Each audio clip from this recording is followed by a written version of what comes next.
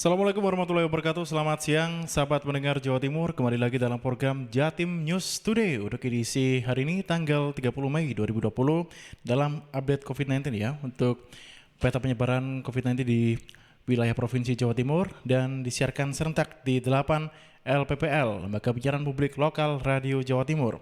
Ada Suara Sidoarjo, Persada Blitar, Mahardika Kota Blitar, Suara Gresik, Suara Madiun, Ersal Nganjuk, Ralita Pamekasan, dan juga Pradia Suara Tuban dalam update COVID-19 Jawa Timur. Rangkuman kabar update penanganan COVID-19 untuk regional Jawa Timur segera sahabat simak dalam update COVID-19. Ya sahabat pendengar Jawa Timur, dalam update COVID-19 untuk edisi pertama pada siang hari ini akan kita mulai terlebih dahulu dari Kabupaten Sidoarjo. Ada Diding Yunarto, reporter Suara Sidoarjo, yang akan mengabarkan petugas medis yang terpapar sebagian besar tidak tertular saat menangani pasien COVID-19. Selengkapnya bersama dengan Diding, sahabat. Sahabat, dari hasil tracing gugus tugas penanganan COVID-19 di Jawa Timur, sebagian besar tenaga medis yang positif COVID-19 tidak dalam posisi menangani pasien COVID-19. Ini dikatakan Dr. Joni Wahyu Hadi, Ketua Rumpun Kuratif Gugus Tugas Penanganan COVID-19 Jawa Timur saat konferensi pers pada Jumat kemarin. COVID ini serius, coronavirus ini serius, ya, penyakit ini serius. Saya jadi dokter sudah 30 tahun lebih malah. Tidak pernah merawat pasien atau mengelola pasien yang semenular ini, yang semenular coronavirus ini.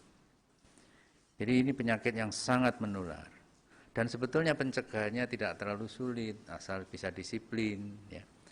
Ada bisa disiplin pakai masker, disiplin social distancing, disiplin physical distancing, disiplin cuci tangan. Dari beberapa kawan-kawan saya yang terinfeksi, sebagian besar justru pada saat dia tidak merawat pasien COVID, ya, tidak merawat pasien COVID.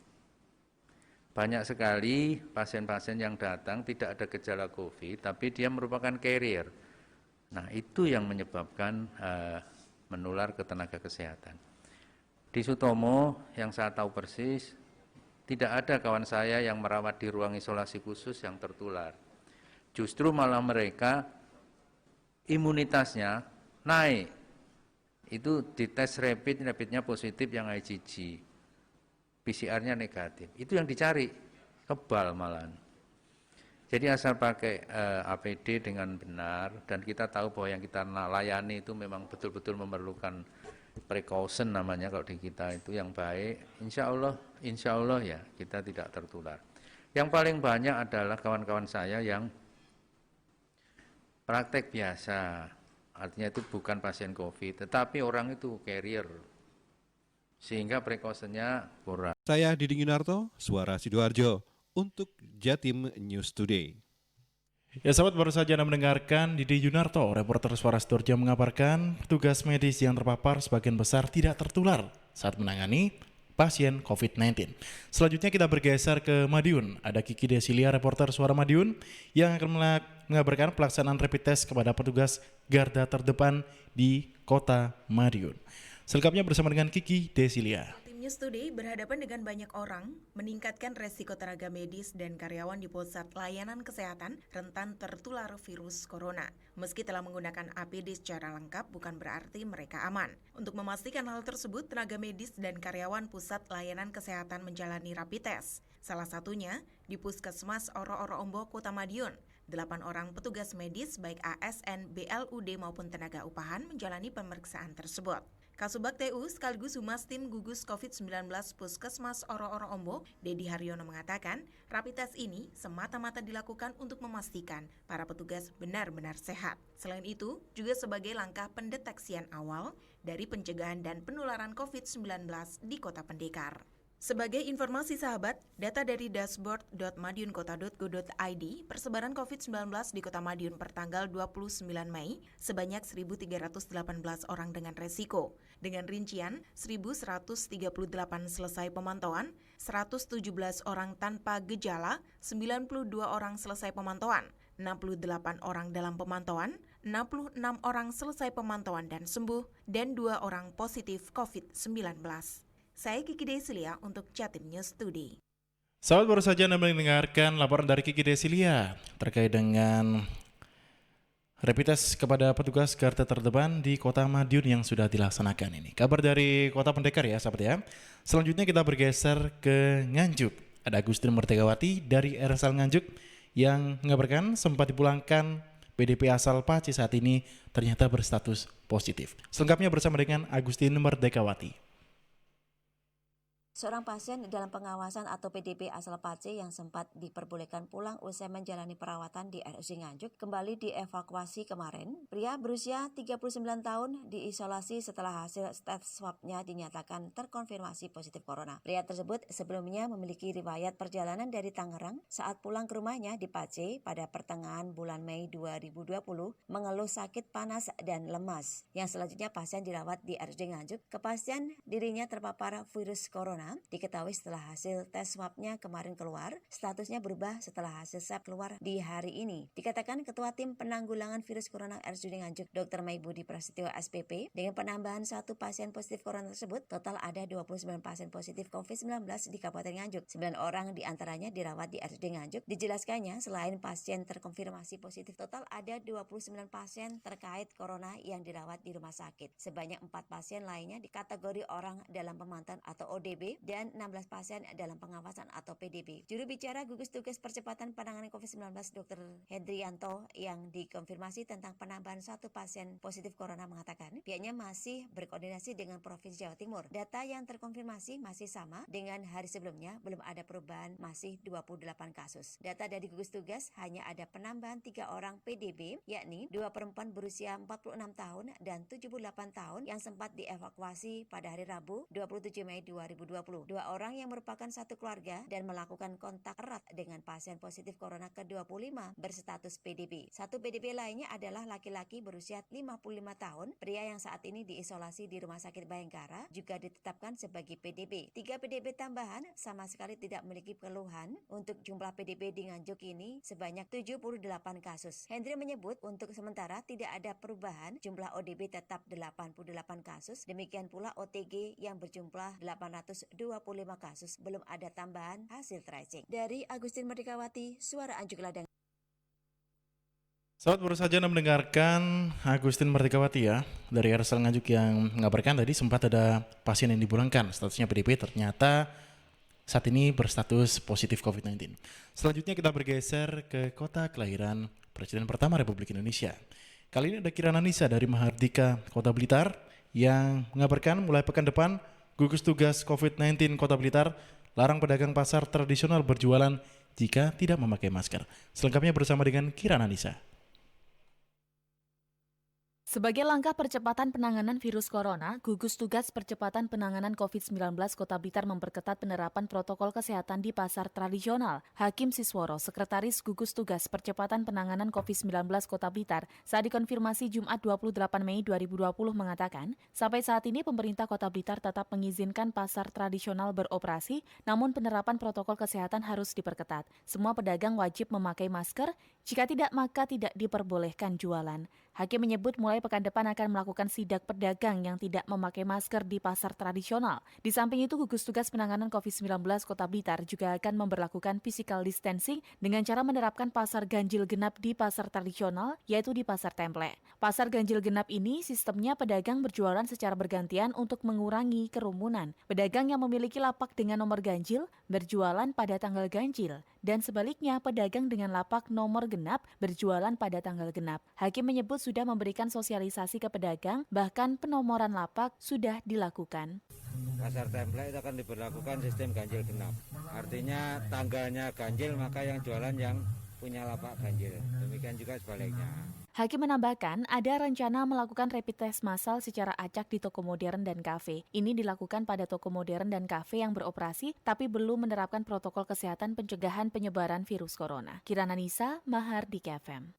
Sahabat, masih di Blitar, kali ini kita akan bergabung bersama dengan Ari Kusuma, reporter Persada FM Blitar, yang mengabarkan bersiap menuju new normal, fraksi KB Kabupaten Blitar. Masyarakat supaya terus mematuhi anjuran protokol kesehatan penanganan wabah corona, terutama dalam menyambut tatanan kehidupan baru atau dengan istilah new normal yang mulai diperbincangkan di jagat maya. Dalam menghadapi pandemi coronavirus disease atau COVID-19 dibutuhkan semangat dan kebersamaan semua lintas sektor agar penyebaran virus corona bisa ditekan serta dampak yang ditimbulkan dapat diredam secara optimal. Sehingga implementasi menuju new normal, masyarakat akan hidup berdampingan dengan virus corona, tetapi dianjurkan tetap waspada dan patuhi himbauan pemerintah. Sebagai informasi bersama, pertama tetap secara masif mengajak kepada semua lapisan masyarakat menerapkan yaitu protokol kesehatan. Itu kalau kita lakukan secara disiplin ya, dan situasi seperti tentunya perkembangan grafik daripada virus corona akan tetap stabil minimal turun. Untuk menuju tatanan kehidupan baru atau new normal akan dilakukan secara bertahap, yaitu dimulai pada bulan Juni sampai akhir Juli mendatang. Ari Kusuma, LPPL Radio Persada FM Blitar. Sahabat, baru saja Anda mendengarkan laporan dari Ari Kusuma ya, Persada FM Blitar yang tadi melaporkan terkait dengan new normal. Bupati Blitar ajak masyarakat terus patuhi anjuran protokol kesehatan. Tadi dari Ari Kusuma, sahabat. Kemudian untuk selanjutnya kita masih bersama dengan sahabat-sahabat dari Blitar ya. Kali ini karena tadi Ari Kusuma, kali ini Risma Erina. Bersiap menuju new normal, fraksi KB Kabupaten Blitar berharap pemerintah daerah memberikan perhatian khusus untuk pesantren. Pemerintah pusat sedang menyiapkan skenario yang tepat untuk menerapkan new normal atau tatanan kehidupan baru di tengah pandemi COVID-19. Sejumlah persiapan di berbagai bidang sudah dilakukan secara matang. Untuk itu, pemerintah Kabupaten Blitar diminta untuk memberikan perhatian khusus untuk pesantren. Demikian dikatakan Ketua Fraksi PKB Kabupaten Blitar, Idris Marbawi. Menurutnya, pelaksanaan protokol kesehatan di lingkungan pesantren harus diperhatikan, mengingat pesantren menjadi salah satu berkumpulnya banyak individu di dalam satu kompleks bangunan. Mepetnya waktu harus dimulainya pendidikan di pesantren di bulan Syawal ini menjadikan persiapan new normal menjadi sangat urgent. Pihaknya tidak ingin pesantren menjadi klaster baru penularan COVID-19. Kita sangat prihatin sekali dengan kondisi yang ada di pondok pesantren dengan keterbatasannya yang ada. Kami dari fraksi PKB sangat berharap sekali kepada pemerintah daerah untuk intervensi dalam hal persiapan menghadapi new normal di ala pondok pesantren. Idris menambahkan hasil pantauan di lapangan, fasilitas kesehatan untuk pencegahan COVID-19 di pondok pesantren masih jauh dari kata mencukupi. Masih banyak pondok pesantren yang tidak memiliki fasilitas perlindungan diri seperti masker, termogan, hand sanitizer, dan desinfektan. Saya Risma Erina, LPPL Radio Persada FM Kabupaten Blitar, melaporkan untuk Jatim News Today. Ya sahabat, baru saja kita tadi dari Blitar ya, dan sekarang kita berpindah terlebih dahulu. Kita menyeberang ke pulau seberang dulu. Kali ini ada Arifin, reporter Ralita Pamekasan, yang mengabarkan Polres Pamekasan meluncurkan Kampung Tangguh COVID-19 di desa. Selengkapnya bersama dengan Arifin, sahabat.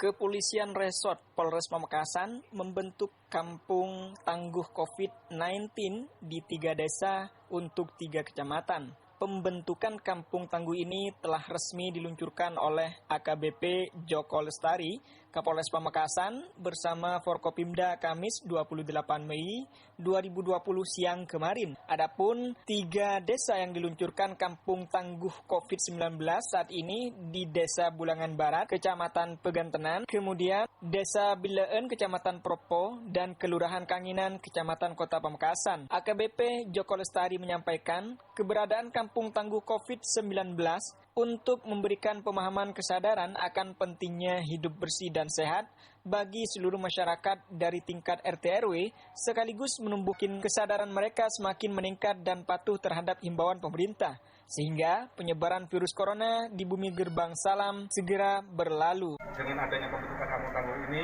diharapkan menumbuh menumbuhkan kesadaran masyarakat dari mulai masyarakat paling bawah yaitu di lingkup RT RW dengan kesadarannya meningkat sehingga upaya untuk masyarakat semakin patuh terhadap himbauan daripada pemerintah sehingga untuk penyebaran COVID-19 di wilayah Pamekasan bisa kita tekan dan mudah-mudahan COVID-19 di wilayah Pamekasan segera kita terbebas. Dari Lelita FM Pamekasan, Arifin melaporkan. Sahabat, baru saja Anda mendengarkan laporan dari Arifin, Realita Pamekasan ya, yang mengabarkan Polres Pamekasan meluncurkan kampung tangguh COVID-19 di desa-desa. Selanjutnya kita kembali ke Pulau Jawa, kali ini kita ke Tuban. Ada Ari Agustias, reporter Pradia Suara Tuban yang mengabarkan Polres Tuban bangun 20 kampung tangguh Semeru di tengah pandemi COVID-19. Selengkapnya bersama dengan Ari Agustias. Kepolisian Resort Tuban berencana membangun sebanyak 20 kampung tangguh Semeru untuk menghadapi penyebaran virus corona di wilayah setempat. Kampung tangguh pertama telah dibangun di Desa Socorejo, Kecamatan Jenu. Kampung tangguh tersebut juga telah diresmikan oleh Bupati Tuban, Kapolres Tuban, dan Dandim Tuban pada Kamis 29 Mei 2020. Kapolres Tuban AKBP Ruruh Wicaksono mengatakan setelah peresmian tersebut, selanjutnya Kampung Tangguh Semeru juga akan diikuti oleh 19 kampung tangguh lainnya di seluruh Kabupaten Tuban. Polres telah menginstruksikan seluruh polsek jajaran untuk membantu membangun Kampung Tangguh Semeru. Diharapkan keberadaan Kampung Tangguh Semeru ini bisa berperan penting untuk ikut mencegah penyebaran COVID-19 serta membantu mengatasi dampak sosial yang timbul. Kedepannya Kampung Tangguh Semeru diharapkan juga akan mampu menyelesaikan berbagai bentuk permasalahan sosial yang timbul. Selain itu, bersamaan dengan upaya pemerintah pusat untuk mengajak masyarakat agar siap menyambut dan menghadapi situasi normal yang baru, new normal, maka keberadaan Kampung Tangguh Semeru ini juga akan dapat membantu agar masyarakat semakin disiplin menjalankan protokol kesehatan. Sekedar diketahui, dalam rangkaian kegiatan tersebut, Kapolres juga memberikan bantuan berupa rompi Kampung Tangguh, alat pengaman diri APD, serta sembako berupa mie instan, telur, dan minyak goreng. Pada acara peresmian Kampung Tangguh Semeru tersebut ditampilkan juga simulasi pemulasaraan jenazah, peninjauan lumbung pangan, yang di sampingnya juga terdapat usaha masyarakat mandiri, pembuatan masker kain untuk diberikan kepada masyarakat yang membutuhkan. Ari Agustias, Pradia Suara Tuban untuk Jatim News Today. Baru saja Anda mendengarkan Ari Agustias dari Pradia Suara Tuban. Sahabat, dan yang terakhir, kali ini kita ke Gresik. Ada Kevin Chandra, reporter Suara Gresik yang mengabarkan positif COVID-19 di Gresik bertambah 4 orang dan 2 pasien dinyatakan meninggal. Selengkapnya bersama dengan Kevin Chandra. Satuan Gugus Tugas Percepatan Penanganan COVID-19 kembali melaporkan adanya penambahan 4 pasien terkonfirmasi positif. Selain itu, mereka juga melaporkan 2 orang pasien positif yang selama ini dirawat di Rumah Sakit Surabaya telah meninggal dunia. Juru bicara Satuan Gugus Tugas Percepatan Penanganan COVID-19 Gresik, Saifuddin Ghazali, mengungkapkan 4 kasus positif tambahan berasal dari Desa Kepatihan, Desa Ndorejo, Desa Sedorokun, dan Desa Karangrejo. Bupati Gresik Sambari Halim Radianto mengklaim kurva penularan COVID-19 di Gresik masih stabil bahkan cenderung melandai. Namun dia tetap meminta warga Gresik untuk tetap mewaspadai penularan itu melalui klaster-klaster yang sudah ditandai oleh tim gugus tugas COVID-19 Gresik. Sambari juga mengatakan pada pelaksanaan PSBB tahap ketiga di Kabupaten Gresik, pihaknya fokus pada peningkatan protokol kesehatan yang akan diterapkan cukup masif, tidak hanya di dalam rumah saja tapi melalui perilaku hidup bersih dan juga aktivitas seperti kerja, ibadah, perdagangan, kebudayaan, dan sosial masyarakat. Sampai saat ini data dari Dinkes Gresik, jumlah kasus positif COVID-19 sebanyak 158 orang, PDP 243 orang, ODP 1182 orang, dan dinyatakan sembuh sebanyak 14 orang. Saya, Kevin Chandra, Suara Gresik untuk Jatim News Today. Dan berikut sahabat, laporan dari Kevin Chandra sekaligus juga menutup Jatim News Today untuk update COVID-19 di Provinsi Jawa Timur pada edisi hari ini yang disiarkan serentak di 8 radio LPPL di Jawa Timur. Ada Suara Sidoarjo, Persada, FM Blitar, Mardika Kota Blitar, Suara Gresik, Suara Madiun, Ersal Nganjuk, Realita Pamekasan, dan Pradia Suara Tuban. Saya Billy Patopo juga harus pamit undur diri. Wassalamualaikum warahmatullahi wabarakatuh. Sampai jumpa di kesempatan berikutnya. Perkembangan penanganan COVID-19 untuk wilayah regional Jawa Timur sudah sahabat simak dalam Update COVID-19. Update COVID-19. Update COVID-19 bisa sahabat simak Senin sampai Sabtu jam 11 siang, persembahan dari Asosiasi Lembaga Penyiaran Publik Lokal Jawa Timur.